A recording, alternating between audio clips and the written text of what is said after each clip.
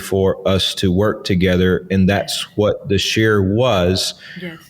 I would be so happy to find out that we never formally worked together, and through something that was shared here, you made a shift in your life, whether I knew it like just through some spidey senses in the world, or whether you messaged me and said, I didn't pay you any money. I'm never going to pay you any money, but I listened for 10 minutes to something you said and trusted you enough to devote 10 minutes of my time and a space in my brain to take in something you shared and put it into action. That's going to be the majority of the people here. And please, more importantly than anything, just do whatever resonated with you and quickly don't do the things that may not have resonated with you. Absolutely. Above all things, I try to, share pretty sound advice, but above all things, trust your own soul. You've got to live with the consequences of those choices. Amen. Anyway, I just didn't want this to feel like this was a promotion that began with a long share. We have really loyal followers and consistent loyal followers for now almost 2, 3, 4 years. This is, as you all know, it's a philanthropic podcast. The reason I kept it philanthropic, and we don't make announcements or promotions. You don't hear me in a commercial in the middle of the podcast saying, hey, our sponsors. The reason why is I wanted to keep the sovereignty of our freedom of speech. I really wanted to have conversations with my friends and my mentors and, be able to share them with you all. I really believe that empowering one another is such a great contribution for our world. And nowadays it's so nice that we can do this. And as long as I can keep doing this, my company will keep promoting the podcast.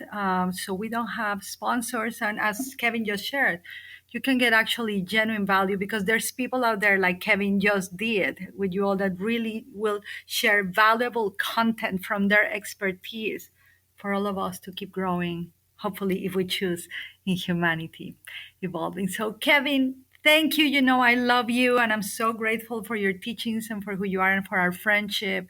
You're always welcome to come. I have so many questions, and the people send so many good questions. For me to be choosing the questions right now, I was like, wow, I have to be more prepared next time, even though I prepared. So thank you, Kevin. I do have a tradition that I would love for you to participate if so you choose, that it's at the end of the podcast, whoever is the guest gives their own chosen blessing for the audience, or a prayer, or just a blessing for them. And I think you kind of already did it, but if there's any specific that you would like just to close this, your podcast.